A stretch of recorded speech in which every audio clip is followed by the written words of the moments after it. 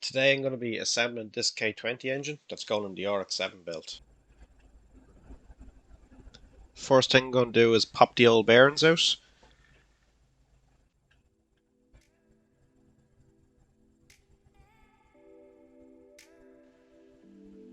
It's a good job we're changing these bearings, they're fairly badly worn. There is a bit of copper showing through in the main bearings.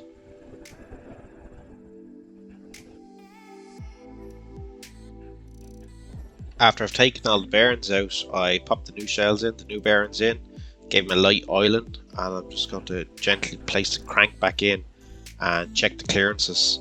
It's standard crank, nothing was ground or like that, and I got standard size bearings, so everything should be fine, but I'll just check. To check the bearing clearances, I'm just using plastic gauge. Everything's standard size bearing, standard size crank, so everything should be within tolerance. But this is a quick and easy way just to check, make sure everything's okay.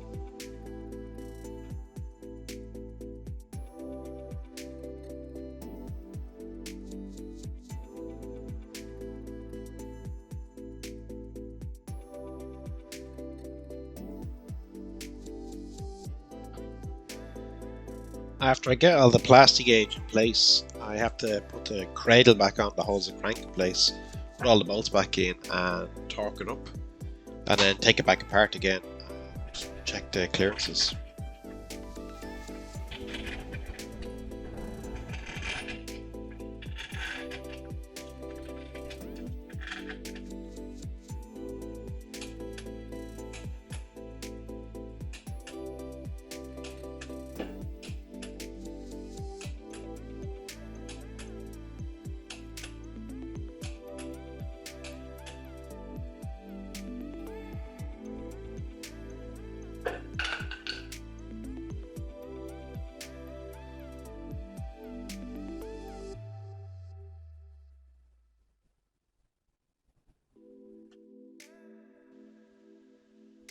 These all seem fine.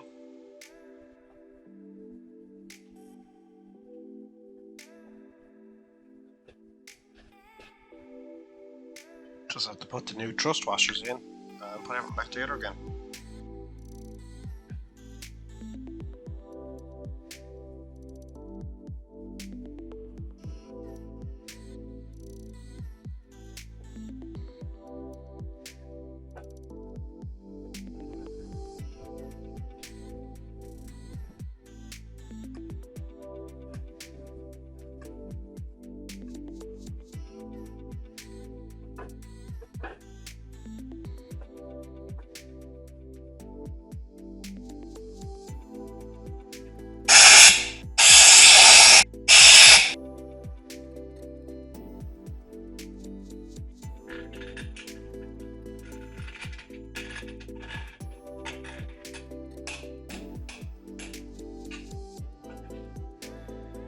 Next I'm going to spin the engine back over and start putting the pistons back in.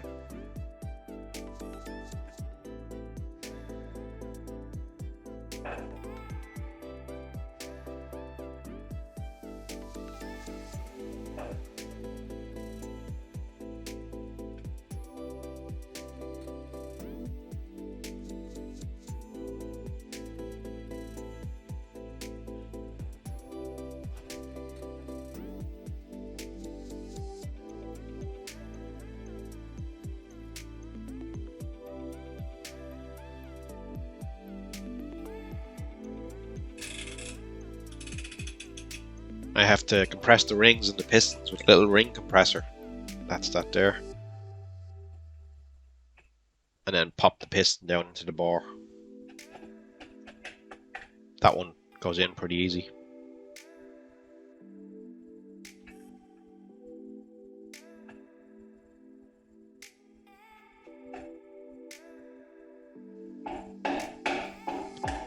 Tapping them in with the handle of the hammer helps a little bit. Bit nervous with breaking a ring though.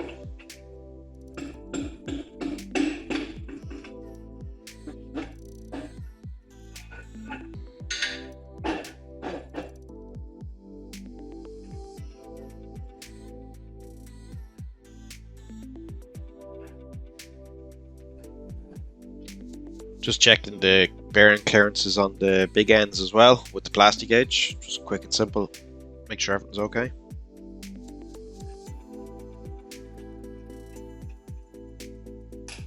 Again, they're all standard size bearings on a standard size crank, so there should be no issue at all. Just to check, because it is all new stuff.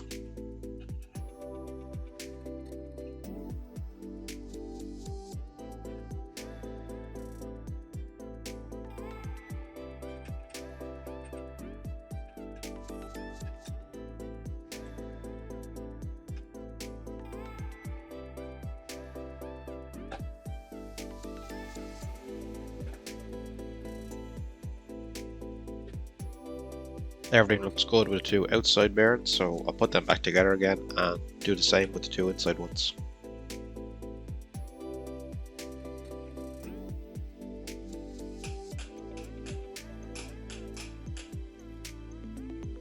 After that's all checked, I torque the bottom end back up again for the final time and paint all the bolts, and that's the bottom end pretty much put together.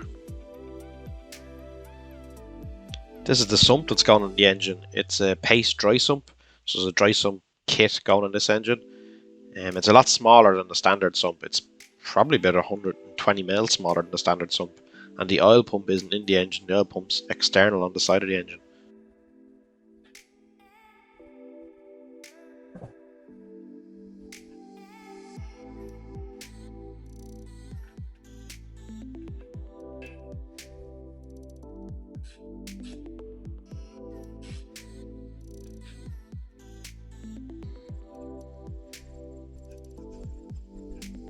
Going to put the head on next, so I'm just going to give everything a bit of a clean before I put it on.